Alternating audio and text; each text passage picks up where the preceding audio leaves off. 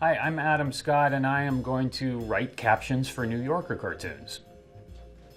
You know, the thing about New Yorker cartoons is sometimes, even after the caption is written, they're confounding at first.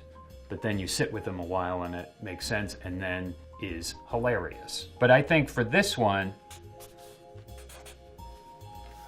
so she's saying, okay, great. It says we don't need a dryer. Sorry. The woman here is on a couch, so I'm assuming this is her session with her psychoanalyst. But then there's like 3 bros here watching the game. Because it looks like maybe she's trying to get his attention, but is he focused on the game as well? Maybe it's...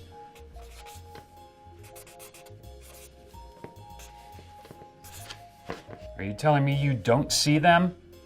She's upset because these guys, he doesn't see them. So she's crazy.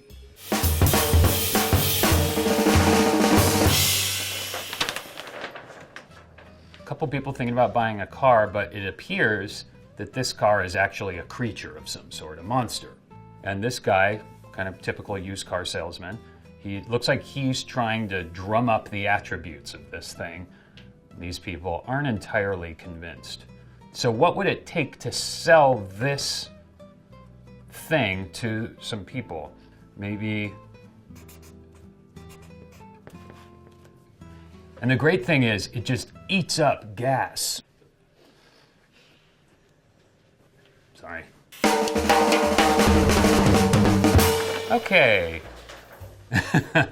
Okay, so these guys are at the feeding trough, and pigs are really smart. Pigs are... Isn't it they're smart as like a 7-year-old human or something? It has to be something he's saying to him, right?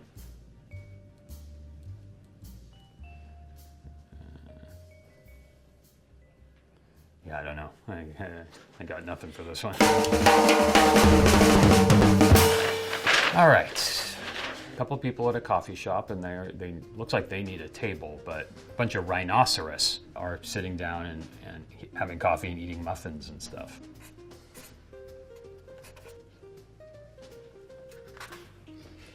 Did you know rhinos like muffins? Is what he's saying to her. Of course, you know, the joke being he finds nothing weird about them sitting down and drinking coffee. I don't know if there are any winners here. All right, so this guy is a caveman cooking some sort of meat, and this guy in a limo is coming by, and he's kind of yelling something at the caveman. I don't think they know each other. This guy's like, what do you want from me? Just driving the car, right? This is called stalling while I try and think of something. Is this Chipotle?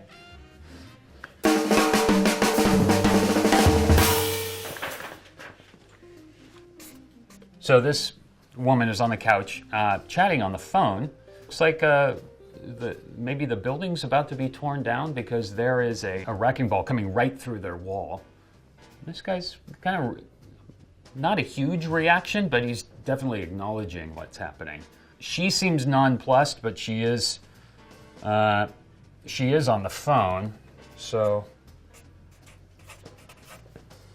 you know what? Maybe not.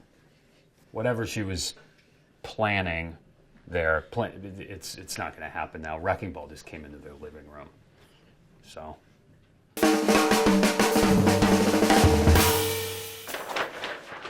I mean, the really like kind of corny one would be, sir, the elevator's down the hall, right? That's kind of where you first go. If you don't want to go that way, and I'm still going to keep that as like a backup in case I inevitably can't think of anything else.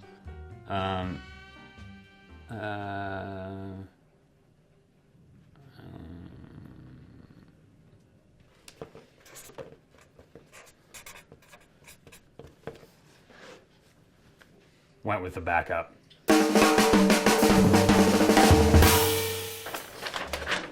Okay, so this guy's talking on the phone in what appears to be a motel room, but it could just be his bedroom. There's a little guy on the floor at a piano. Looks almost like he's expecting a request or something. He's just sort of at attention. No, no, no, no, you're not understanding. No, no, no, you're not understanding. I found the little guy in my butt. The piano I already had. My apologies. It's a brilliant drawing. I've brought it down, kind of brought the room down a little bit.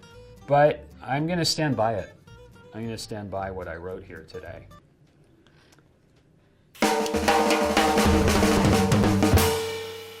Thank you to the New Yorker for letting me come up with some captions. It's something I've always wanted to do, actually. And so now, being put on the spot, I see how difficult it actually is.